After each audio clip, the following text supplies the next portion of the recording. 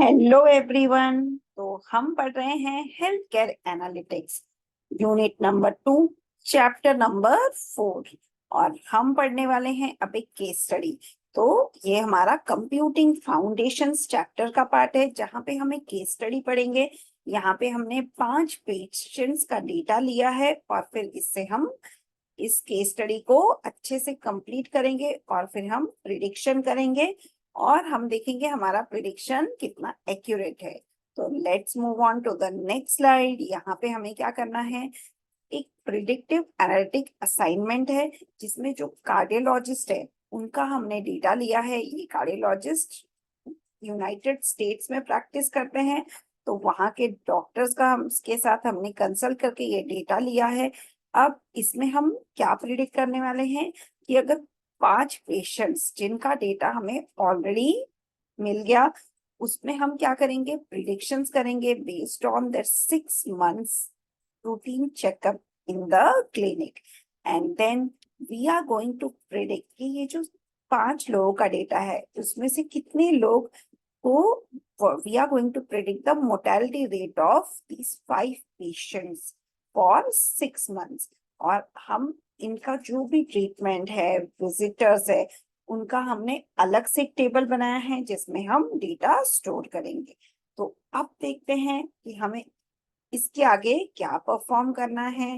ये देखिए, just for simplicity हमने लिखा है कि predicting mortality for a cardiology practice.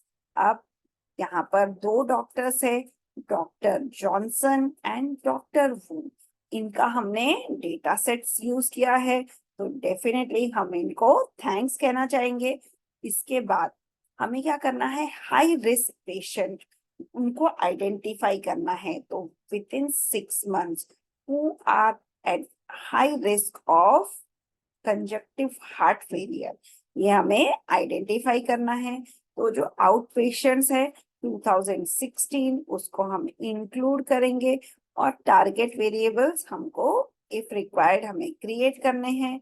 And then we have to check कि उनका जो डेटा है वो प्रिडिक्शन मॉडल में क्या दिखाता है। तो ये देखिए, हमारा 5 पेशेंट्स का डेटा हमने ले लिया फ्रॉम कार्डियोलॉजिस्ट।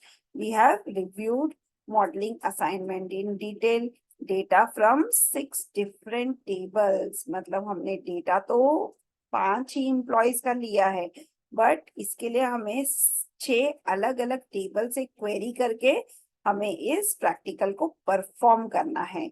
इसलिए हम एक एक करके स्टेप वाइज करेंगे। यहाँ पे देखिए, यहाँ पे आपको पेपर का रेफरेंस भी दिया है, जिससे आप कॉम्प्रिहेंसिव क्लिनिकल रेफरेंस के ऊपर थोड़ा सा स्टडी कर सकते हो। देन 5 पेशेंट का केस स्टडी है हमारे डेटाबेस में, और इसको हम ऑनलाइन रिसोर्सेज यूज करके हम देखेंगे कि हमारा प्रिडिक्शन क्या होगा। तो हम नेक्स्ट स्लाइड में जाते हैं। अब यहाँ पे जो पेशेंट 1 है उसको हमने आईडी दिया है, patient ID 1। That person is a 65-year-old male and the person is having chronic conditions. We call it as the CHF, chronic conditions like hypertension।